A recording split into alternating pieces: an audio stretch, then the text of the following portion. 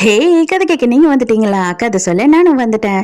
நம்ம வந்து புது ட்ராமா, ஆன்கோயிங் ட்ராமா பார்த்துட்டு இருக்கோம் இல்லையா? ட்ராமா. அதோட அடுத்த எபிசோட் தான் பார்க்க போறோம். ஆல்ரெடி 1 வீக் ஆயிடுச்சு இல்லையா? 1 வீக் வெயிட் பண்ணி இப்பதான் நம்ம பார்க்க போறோம். ஆனா 1 வீக் வெயிட் பண்ணதுக்கு வந்துட்டு பலன் இருக்குங்க. 2 எபிசோடுமே சும்மா தரமா இருக்கு. ட்ராமாவை ஸ்டார்ட் பண்றதுக்கு முன்னாடி ஒரு விஷயம் சொல்றேன். தயவு செஞ்சு அந்த செகண்ட் சேனலை வந்து சப்ஸ்கிரைப் பண்ணி வைங்க. ஏன் அப்படின்னா, நம்ம இந்த புது நாடகம் போடுறதுனால எப்ப ப்ராப்ளம் வந்தாலுமே நான் வந்து பேலன்ஸ் இருக்கிறத அதுல அப்லோட் பண்ணுவேன். லிங்கை வந்துட்டு நான் ஃபர்ஸ்ட் கமெண்ட்லயே போட்டு பின் பண்ணி வைக்கிறேன். ஸோ எப்பயும் சொல்றதுதான் இப்பயும் சொல்றேன். எஸ் வாய்ஸ் ஓவரை சப்ஸ்கிரைப் பண்ணுங்க. பார்த்ததுக்கு அப்புறம் லைக் பண்ணுங்க. மறக்காம போறதுக்கு முன்னாடி எக்ஸ்பிளனேஷன் எப்படி இருக்குன்னு சொல்லிட்டு கமெண்ட் பண்ணிட்டு போங்க.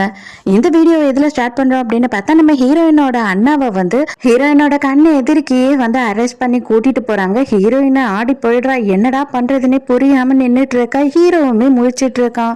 அதே நேரத்துக்கு லாயர் ஹான் இருக்கான் இல்லையா, அவன் போயிட்டு மாமியார்காரிக்கு நடந்த எல்லாத்தையும் சொல்றான். அதாவது ஹீரோயினோட அண்ணாவை அரெஸ்ட் பண்ணிட்டாங்க. எதனால அரெஸ்ட் பண்ணிருக்காங்க அப்படின்னு பார்த்தா, கணக்குல வராத பணம் நிறைய வச்சிருந்ததுனாலதான் அரெஸ்ட் பண்ணிருக்காங்க. ஸோ இது வந்து இவங்களோட கம்பெனியோட சார்பா தானே அவர் வச்சிருந்திருப்பாரு. அது மட்டும் இல்லாம அவரை வந்து பினாமியா தான் யூஸ் பண்ணிருக்காங்க போல. இவ வந்து என்னோட பேர் எதுலயும் வந்துடக்கூடாது, நம்ம கம்பெனியோட பேர் எதுலயும் வந்துடக்கூடாது, அதை ஃபர்ஸ்ட் நீ பாத்துக்கோ, முடிஞ்ச அளவு அவனை காப்பாத்த ட்ரை பண்ணு, என்ன இல்லைன்னா ஹீரோயின் மக்கர் பண்ணுவா, அவனை காப்பாத்தவே முடியல, நம்ம பேரும் மாட்டிக்கும் அப்படின்னா அவனையே எல்லா பொறுப்பையும் ஏத்துக்க சொல்லிடு அப்படின்னு சொல்லிடுறா இந்த பொம்பளை. அதே நேரத்துக்கு வந்துட்டு நம்ம ஹீரோயினை காட்டுறாங்க. ஹீரோயினோட பாடிகார்டு வந்து என்ன சொல்றான்னா, லாயர் ஹான் வந்து கிளம்பிட்டாரு உங்க அண்ணனை பாக்குறதுக்காக, அவர் ப்ராசிக்யூட்டர் ஆபீஸ்க்கு போயிடுறாராம் அப்படின்னும் போது நானுமே போகணும், எங்க அண்ணனை பார்க்கணும் அப்படின்னு ஹீரோயின் சொல்றா. ஹீரோயின் பயங்கரமா ஃபீல் பண்றா. நான் என்ன பண்றதுன்னு எனக்கே ஒண்ணுமே புரியல, எனக்கு இருக்க ஒரே ஃபேமிலி இப்போதைக்கு அவன் மட்டும்தான், அவனையும் நான் எழுந்துட்டேன்னா நான் என்ன பண்றது அப்படின்னு சொல்லும் போது ஹீரோ என்ன சொல்றானா, நீங்க எதை பத்தியும் கவலைப்படாதீங்க, நான் இது எல்லாத்தையுமே பாத்துக்கிறேன். ஆனா அந்த லெட்ஜர்ஸ் நமக்கு ஒரிஜினல் கிடைச்சது இல்லையா, ஃபர்ஸ்ட் அதை வந்து நம்ம யாருக்கும் தெரியாம ஒரு இடத்துல ஒளிச்சு வைக்கணும், உங்க அண்ணனை காப்பாத்துறதுக்கு என்ன உதவினாலும் அதை நான் செய்வேன் அப்படின்னு சொல்லி இவங்க ஹீரோயினோட கையை பிடிச்சி சமாதானப்படுத்திக்கிட்டு இருக்கான். வேக வேகமா உள்ள வந்த புருஷன்காரன் இதை பார்த்து அப்படியே ஷாக் ஆகி வாய் பொழந்து நிக்கிறான். ஹீரோ ரொம்ப கேஷுவலா எழுந்து அவன் பட்டு வணக்கம் சொல்லிட்டு அங்கிருந்து கிளம்பி போயிடுறான். ஆனாலும் புருஷன்காரன் செம்மையா முறைச்சுக்கிட்டு இருக்கான் பயங்கரமா. ஹீரோயினை பாக்குறான். ஹீரோயின் ரொம்ப சோகமா உட்காந்துக்கிட்டு இருக்கா. உடனே வந்து லாயர் ஹானுக்கு கால் பண்றான். அவன் என்ன பண்றான்னா, போனை எடுத்து இவனோட கால் தான் வருதுன்னு பார்த்துட்டு அதை கட் பண்ணி விட்டுறான். இவன் ஹான் எங்க இருக்கான் அப்படின்னு பார்த்தா, தம்பிக்காரனையும் தம்பி பொண்டாட்டியையும் பாக்குறதுக்காக தான் வந்திருக்கான். என்ன நீங்க எங்களையும் ஆர்டர் பண்றீங்க, இப்பவா அப்பவா, இன்னும் பார்க்கணும் பேசணும்னு சொல்லிட்டு ஆர்டர் பண்ற அளவு பெரிய லைட்டிங்களா என்ன அப்படின்னு கத்துறான். தம்பிக்காரன் வந்து உடனே இவர் பொறுமையா எழுந்து கதவெல்லாம் சாத்திட்டு கேக்குறாரு, உனக்கு எவ்வளவு தைரியம் இருந்தா என்கிட்ட எதையுமே கேட்காம என்கிட்ட எதையுமே சொல்லாம இந்த மாதிரி ஒரு விஷயத்த நீ பண்ணிருப்ப அப்படின்னு சொல்லி பயங்கரமா ஒரு கத்துறான். நான் எதுக்காக உன்கிட்ட பெர்மிஷன் கேட்கணும், எனக்கு என்ன பண்ணணும்னு தோணுதோ அதை தான் நான் பண்ணுவேன் அப்படின்னு சொல்லி இவனும் கத்துறான். 2 பேரும் மாறி மாறி சண்டை போட்டுக்கிறானுங்க. பொண்டாட்டிக்காரிக்கு ஒண்ணுமே புரியல, இவளுங்க எதுக்கு சண்டை போட்டுக்கிறானுங்கன்னு. என்னடா பண்ணி தொலைச்ச அப்படின்னு சொல்லி கேக்குறாளா. பொண்டாட்டியும் திட்டுறான், நீ வாயை மூடி, நீ சும்மா உனக்கு எதுவும் தெரியாது அப்படின்னு சொல்லி அவகிட்டயும் கத்துறான். நானா சொல்ற வரைக்கும் இதுக்கு மேல நீ எந்த விஷயத்தையுமே பண்ணக்கூடாது, யார் கூடயும் வந்துட்டு பேசக்கூடாது இந்த விஷயத்த பத்தி அப்படின்னு அவர் சொல்லிட்டு அங்க இருந்து போயிடுறாரு. அவர் போன உடனே என்னதாண்டா பண்ணி தொலைச்ச, தயவு செஞ்சு சொல்லு எனக்கு அப்படின்னு கேக்குறா. அதான் அந்த ஆளு எல்லாத்தையும் நான் பாத்துக்கிறேன்னு சொல்லிட்டு போனான் இல்லையா, அவனே பாத்துப்பான், அவனே எல்லாத்தையும் சரி பண்ணிடுவான் அப்படின்னு சொல்றான். அப்ப என்ன ஆகுது அப்படின்னு பார்த்தா, ஹீரோயின் வந்து அவங்க அண்ணனை பாக்குறதுக்காக வரா. 3 நிமிஷம் தான் எனக்கு டைம் இருக்கு அப்படின்னும் போது, அதெல்லாம் ஒன்றும் பிரச்சனை இல்லை, நீ என்னை பத்தி எதுவும் கவலைப்படாத, நீ சேஃபா இரு, அது மட்டும் இல்லாம பிரஸ்ல மீடியால எந்த விஷயமும் வெளியில லீக் ஆகாத மாதிரி பாத்துக்கோ, அது மட்டும் எனக்கு போதும் அப்படின்னு சொல்லும் போது, நீ எல்லாத்தையும் பழிய நீயே ஏத்துக்க போறியா அப்படின்னு சொல்லி இவ கேக்குறா.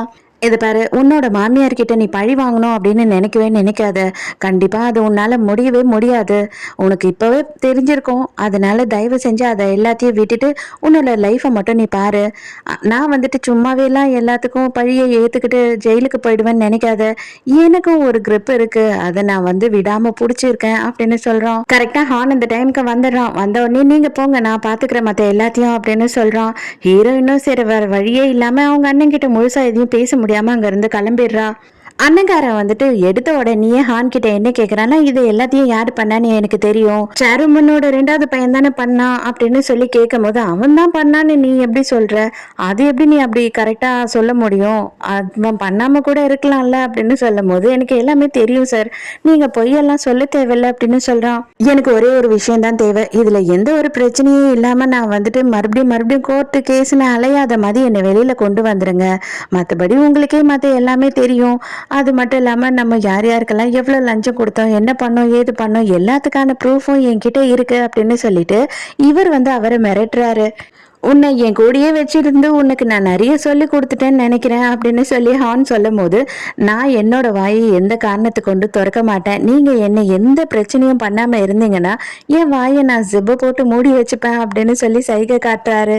நீ சின்ன முதலாளி தான் இதெல்லாம் பண்றாருன்னு நினைக்கிறது ரொம்ப பெரிய தப்பு. ஏன் தெரியுமா, உன் தங்கச்சியோட பாடி கார்டு வந்து என் வீட்டில் இருந்த ஒரிஜினல் லெட்ஜரை வந்து திருடிட்டு போயிருக்கான், அதனால வந்து உனக்கு எனக்கும் எவ்வளோ ப்ராப்ளம் வரும்னு உனக்கே தெரியும் இல்லையா, அதை யோசித்துக்கோ, கன்ஃபார்மா அவன் தான் வந்து இது எல்லாத்தையும் லீக் பண்ணியிருக்கான், அது மட்டும் இல்லாமல் உன்னையும் அரெஸ்ட் பண்ணி வச்சிருக்கான், நீ வந்து மற்றவங்களை நம்புறத விட்டுட்டு யார் உனக்கு தேவையோ அவங்கள நம்பணும், புரியுதா அப்படின்னு சொல்லிட்டு போறான். தம்பிக்காரனை காட்டுறாங்க. தம்பிக்காரன் என்ன பண்ணிக்கிட்டு இருக்கான் அப்படின்னு பார்த்தா நெட்ல வந்து ஹீரோயினை பத்தி எல்லாத்தையும் சர்ச் பண்ணி படிச்சு பார்த்துட்டு இருக்கான். அப்ப பொண்டாட்டி அங்க வந்து கேக்குறா, சரி என்னதான் பண்ண இப்பவாவது சொல்ல தயவு செஞ்சு அப்படின்னு கேட்கும் போது இவன் வந்து எல்லா உண்மையும் சொல்லிடுறான்.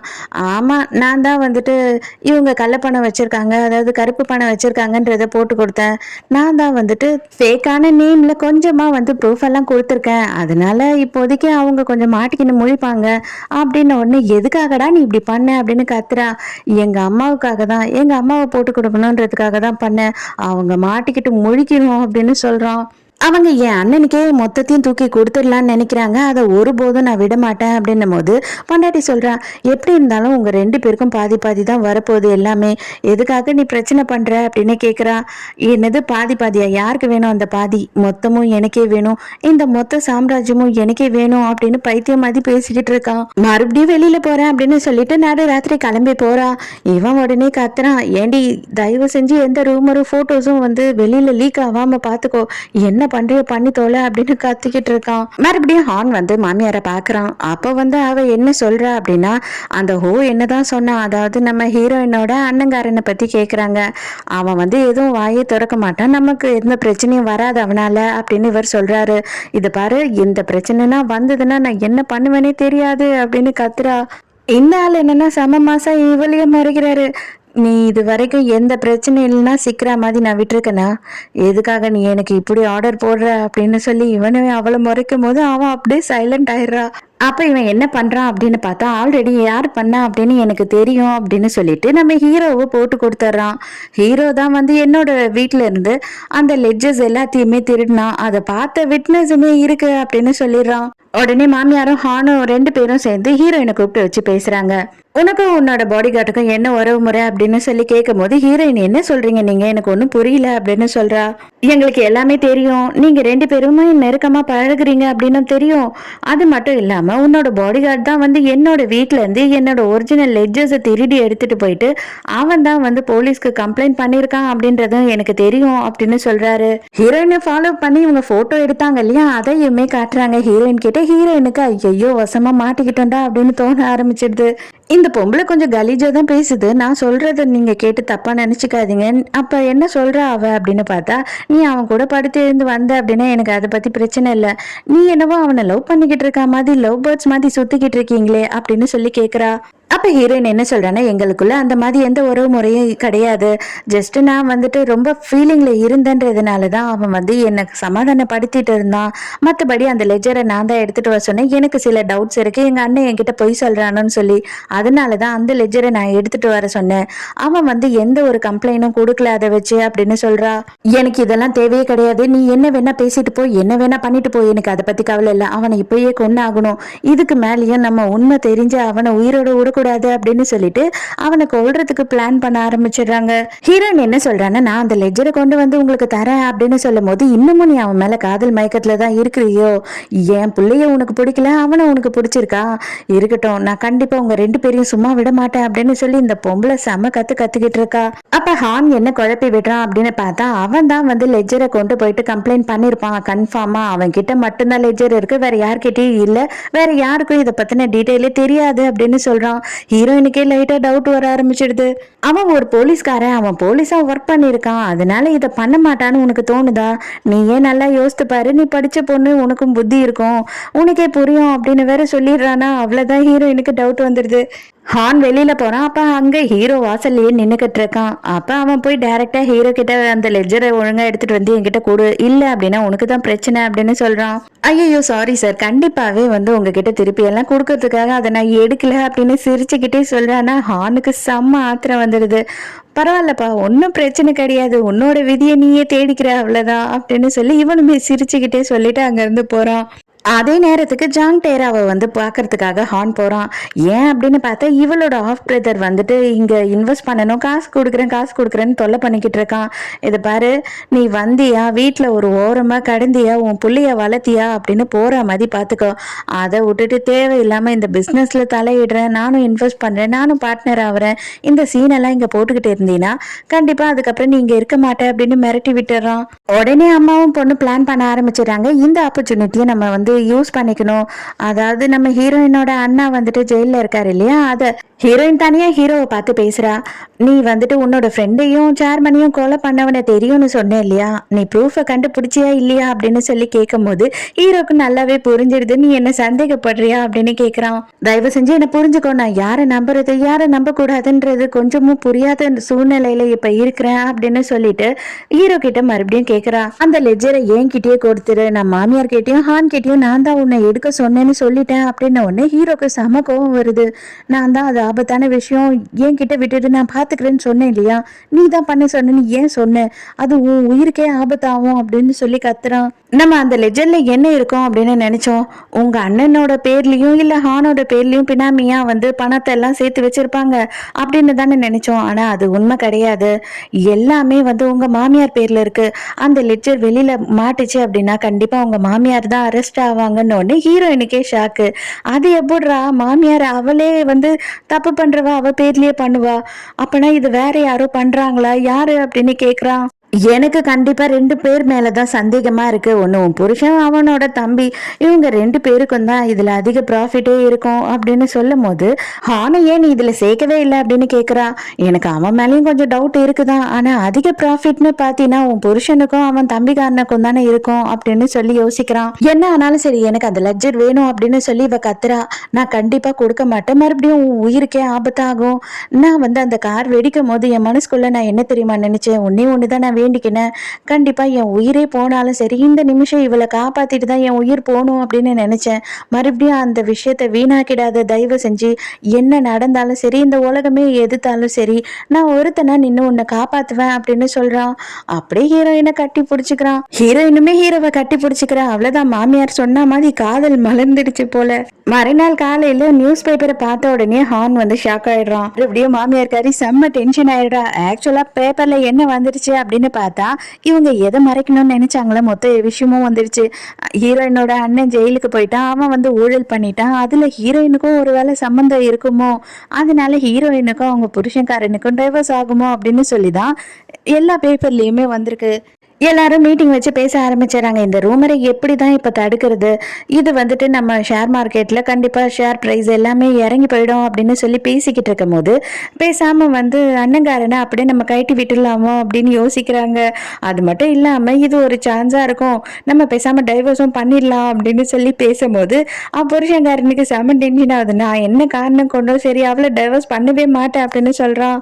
அடிச்சு எல்லாத்துக்கும் காரணம் நீ தாண்டா, சும்மா பைத்தியம் மாதிரி பேசிக்கிட்டு இருக்காத, சொன்னாலும் என் மண்டையெல்லாம் வெடிச்சிடும் போல இருக்கு அப்படின்னு கத்திக்கிட்டு இருக்கா. ஜாங் டேராவும் அவங்க அம்மாவும் சேர்ந்துதான் இந்த நியூஸை வந்து பேப்பருக்கே கொடுத்துருக்காங்க. ஒருத்தனோட கார்டை வாங்கிட்டு போனாங்க இல்லையா, அவன் கிட்டதான் பேசி இந்த நியூஸ் எல்லாம் சும்மாவே இவங்க பரப்பி விட்டுருக்காங்க.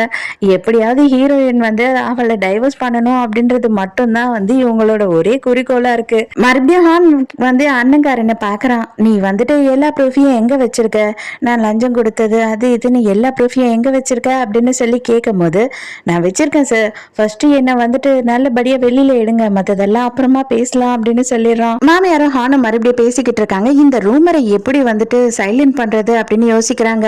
பேசாம வந்து நம்ம ரிசைன் பண்ண சொல்லுவோம் நம்ம ஹீரோயின, அப்ப கண்டிப்பா எல்லாரும் அது பரபரப்பா பேசுவாங்க, இதை மறந்துடுவாங்க அப்படின்னு சொல்றாங்களா. அதுக்கு உடனே ஹான் என்ன சொல்றான் அப்படின்னா, அது வேலைக்கே ஆகாது, நம்ம இதை எப்படி சைலண்ட் பண்ணணும்னா உங்க மருமகளுக்கும் அவளோட பாடி கார்டுக்கும் இருக்க கள்ள தொடர்பை வந்துட்டு நம்ம வெளியில சொல்லணும், அப்பதான் இந்த நியூஸ் அடங்கும், நம்மளோட கம்பெனியோட பேர் வந்து இன்னும் அதிக அளவுல பாப்புலர் ஆகும் அப்படின்னு சொல்றான். இது பண்ணா கரெக்டா ஒர்க் அவுட் ஆகுமா அப்படின்னு சொல்லி அவளும் ஆர்வமா கேட்கிறா. வேற வழியே இல்லை, இதுதான் நம்ம பண்ணணும் அப்படின்னு சொல்றான். உடனே ஹீரோயினை கூப்பிட்டு, நீ வந்து உடனே இப்போதைக்கு உன் பாடி கார்டு கூட பூசானுக்கு போ, நாளைக்கு ஈவினிங் வந்து உங்களுக்கு ஒரு ஃபோட்டோ ஷூட் இருக்கு, உனக்கும் உன் புருஷனுக்கும், அங்கே அப்படியே வந்து உங்களோட ஃப்ரெண்ட்ஸுக்கெல்லாம் ஒரு பார்ட்டி கொடுக்குறீங்க, அப்போதான் இந்த நியூஸ் எல்லாத்தையும் நம்ம அடக்க முடியும், ஃபர்ஸ்ட் நீ கிளம்பிடு, அவன் ஈவினிங் மீட்டிங் முடிஞ்சு அவன் வந்துடுவான் அப்படின்னு சொன்ன உடனே ஹீரோயினுமே சரின்னு ஒத்துக்கிறா. ஹான் வந்து ஒரு விஷயத்தை யோசித்து பார்க்குறான். என்ன அப்படின்னு பார்த்தா, இவனும் நம்ம இறந்து போன சேர்மன் இருக்கார் இல்லையா, அதாவது ஹீரோயினோட மாமனார், அவங்க 2 பேருக்கும் நடந்த பேச்சுவார்த்தை. இவர் என்ன பண்ணியிருக்காரு அப்படின்னு பார்த்தா, இவன் லாயரு, அதாவது இவங்க குடும்ப லாயர், இவனை விட்டுட்டு இவர் நியூயார்க்ல ஒரு லா ஃபேம்ல இவரோட உயிலை வந்து எழுதி வச்சிருக்காரு. எதுக்காக நீங்க என்னை விட்டுட்டு, இங்க எத்தனையோ லா ஃபேம் இருக்கு, அது எல்லாத்தையும் விட்டுட்டு அங்க போனீங்க அப்படின்னும் போது, இங்க எத்தனை பேர் இருந்தாலுமே சரி, உன்னால இன்ஃப்ளூயன்ஸ் பண்ண முடியாத இடம் இல்லை இல்லையா, அதனாலதான் நான் நியூயார்க்ல போய் இதை பண்ணேன். என்னோட 70வது பர்த்டேல மட்டும்தான் வந்து அந்த உயிரை எடுத்து பிரிச்சு படிப்பாங்க. நான் உயிரோட இருந்தாலும் சரி இல்லைனாலும் சரி, மற்ற எதை பத்தியும் எனக்கு கவலை இல்லை அப்படின்னு சொல்றாரு. இப்போ அவனுக்கு அந்த உயில் இல்லை, என்னதான் அவர் எழுதியிருக்காரு அப்படின்னு தெரிஞ்சுக்கணும். அதனால இப்ப ஹான் என்ன பண்றான் அப்படின்னு பார்த்தா, பிரசன்ட்ல ஒரு லேடியை பார்த்து பேசுறான். இந்த லேடி யாரு அப்படின்னா, இந்த நியூயார்க்ல அவங்க உயிரை கொடுத்து வச்சிருக்காரு இல்லையா, அந்த கம்பெனில டைஅப்ல வேலை செஞ்சுக்கிட்டு இருக்கா.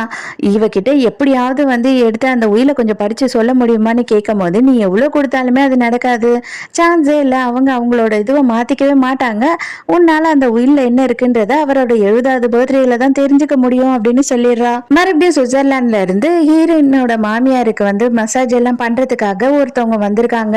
அவங்க எல்லாருமே ஃபாரினரா இருக்கிறாங்க, என்னென்னவோ பண்ணிக்கிட்டு இருக்காங்க. இவ்வளவு ஆகாச சான்ஸே இல்லை, சூப்பரா இருக்கு அப்படின்ட்டு இருக்கா. நம்ம ஹீரோவும் ஹீரோயினும் வந்து பூசானுக்கு கார்லயே போயிட்டு இருக்காங்க. அப்ப கடலோரமா நின்னுட்டு அந்த அழக ரசிச்சுக்கிட்டே இருக்காங்க 2 பேரும். அப்ப அவங்க பேசிக்கிட்டே இருக்காங்க. அப்ப அங்க ஹீரோவும் ஹீரோயினும் ரொம்ப சந்தோஷமா பேசி சிரிச்சுக்கிட்டு இருக்காங்க. அப்ப ஹீரோயின் வந்து ஆசையா ஹீரோவை கட்டி வேற புடிச்சுக்கிறா.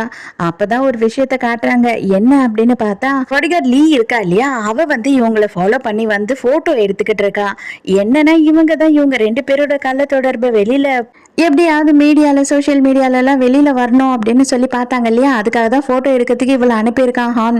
அது மட்டும் இல்லாம நீ அவங்க நெருக்கமா இருக்கிற போட்டோஸ் எல்லாம் எடுத்துட்டு அதுக்கப்புறம் தான் உன்னோட வேலையை ஆரம்பிக்கணும், நல்லா ஞாபகம் வச்சுக்கோ அப்படின்னு சொல்லி வேற ஏதோ பண்ண சொல்றான். அதே நேரத்துக்கு புருஷங்காரனை வந்து மீட்டிங் வச்சுட்டு அவனை லேட் ஆக்குற மாதிரி வேணும்னே பிளான் பண்ணி பண்றாங்க, அவனை போக விடாம. இவங்க 2 பேரும் இப்பதான் பேசிக்கிட்டு இருக்காங்க. அப்பதான் ஹீரோயின் சொல்றா, அவர் வரமாட்டாரு போல, மீட்டிங் இன்னும் முடியலையா, அவர் நாளைக்கு காலையில தான் வருவாரு, நம்ம 2 பேரும் தான் இப்போதைக்கு இங்க இருக்கணும்னு நினைக்கிறேன் அப்படின்னு சொல்றா. அப்ப அவங்க 2 பேரும் உள்ள வந்து பேசிக்கிட்டு இருக்கிறது வந்து வெளியில இருந்தே போட்டோ எடுத்துக்கிட்டு இருக்கா. ஹீரோயினோட பெட்ரூம்ல வந்து சேரை போட்டு உட்காந்துக்கிறா. நீ என்ன பண்ற அப்படின்னு கேட்கும் போது, ஆமா நீ வந்து தூங்கும் போது எதனா உனக்கு ஆபத்து வந்துச்சுன்னா நான் இங்கேயே உட்காந்து பாத்துக்கிறேன் அப்படின்னு சொல்றான். இதெல்லாம் உனக்கு ஓவரா இல்லையா அப்படின்னு சொல்றா. நீ ஃபர்ஸ்ட் தூங்கு, நான் வந்து வெளியில எல்லாம் போய் ஒரு வாட்டி செக் பண்ணிட்டு வரேன் அப்படின்னு சொல்லி இவளை பெட்ல கொண்டு போய் படுக்க வைக்கிறதுக்கு போறான். அப்ப ஹீரோயின் என்ன பண்றான்னு இவளை கட்டி பிடிச்சிக்கிறா. கொஞ்ச நேரம் மட்டும் இப்படியே இருந்துட்டு போக முடியுமா அப்படின்னு சொல்லி கேட்கும் போது ஹீரோவுமே அவளை கட்டி பிடிச்சி சமாதானப்படுத்திட்டு இருக்கான். அவ ரொம்ப ஃபீல் பண்ணிட்டு இருக்கா. இவன் அந்த ஒரு ரெசார்ட்டுக்கு வெளியில எல்லாம் போய் சுத்தி பார்த்துட்டு இருக்கா, யாருன்னா இருக்காங்களான்னு சொல்லிட்டு.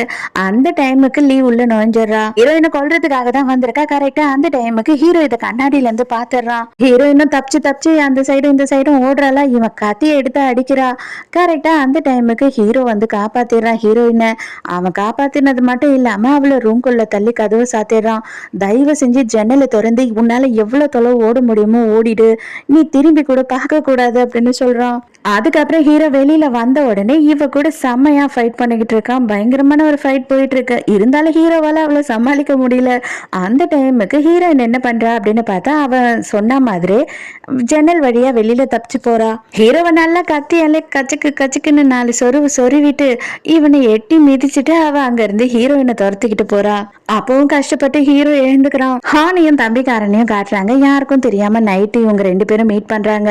இப்ப இதுல என்ன பஞ்சாயத்து அப்படின்னு பார்த்தா, தம்பிக்காரனுக்கு ஃபவுண்டேஷனை கொடுக்கறதாவும் அண்ணங்காரனுக்கு மொத்த கம்பெனியும் கொடுக்கறதாவும் மாமியார் யோசிச்சுட்டு இருக்கா போல.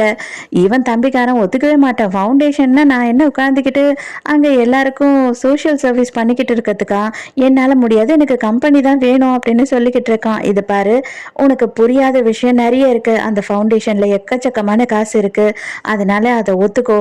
அந்த கம்பெனியை உன் கைக்கு நான் வாங்கி தர்றது என்னோட பொறுப்பு அப்படின்னு சொல்லி இவன் வாக்கு கொடுத்துக்கிட்டு இருக்கான். ஹீரோயின் கரெக்டா ஒரு போட் ஹவுஸ்ல வந்து ஒளிஞ்சுக்கிறா. ஆனா அதையும் கண்டுபிடிச்சு லீ அங்க வந்துடுறா. ஹீரோயினை அடிச்சு தூக்கி கடாசுறா. அவளுக்கு மண்டையில அடிபட்டு அப்படியே மயங்கிடுறா ஹீரோயின். ஹீரோயினை குத்த போற நேரத்துக்கு கரெக்டா ஹீரோ வந்துடுறான்.